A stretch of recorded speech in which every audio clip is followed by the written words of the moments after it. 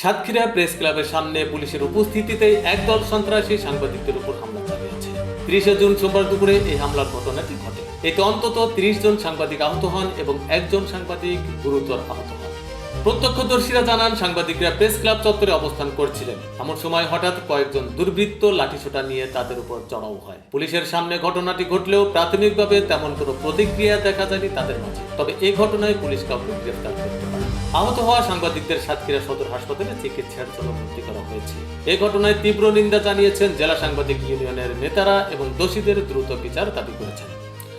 তারা পূর্ব ঘোষণা অনুযায়ী এবং প্রশাসনকে অবহিত করে আমরা জেনারেল মিটিংয়ের আহ্বান করি এবং সেই জেনারেল মিটিং করতেই আমরা সেখানে যাচ্ছিলাম।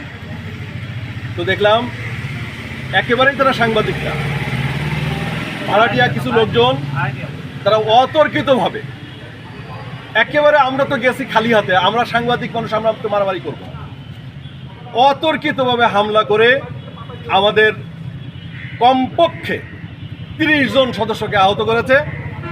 3 জন গুরুতর আহত, তারা হসপিটালে ভর্তি হয়েছে এবং আমাদের এখানে যারা আছে প্রত্যেকেই আহত হয়েছে। আমরা মনে করি প্রশাসন তাদের সঠিক দায়িত্বটা পালন করে নাই। পুলিশের উপস্থিতিতে তারা বলছে যে আমরা সাংবাদিক না, তারপরেও পুলিশের উপস্থিতিতে সেখানে তারা হামলা করলো, পুলিশ নীরব দর্শকের ভূমিকা পালন করলো। এই বিষয়ে আমার পরিষ্কার বক্তব্য হচ্ছে, প্রশাসনের যে দায়িত্বে গাফিলতি, আমরা এর বিচার দাবি করি। আমরা এ ঘটনার তীব্র নিন্দা ও প্রতিবাদ জানাই এবং আমি আবারও বলছি, আমরা আগামীতে জেনারেল মিটিং শত বাধা উপেক্ষা করে ওই প্রেস ক্লাবে করবো।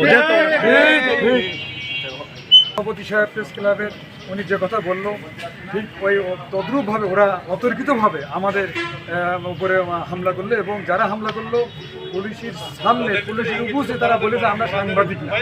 জিজ্ঞাসা করেছে পুলিশ, তারপরে বলছে, তার পুলিশ বলছে আপনি সাংবাদিক না, এখানে আসলেন কেন? তা বলে আসছি।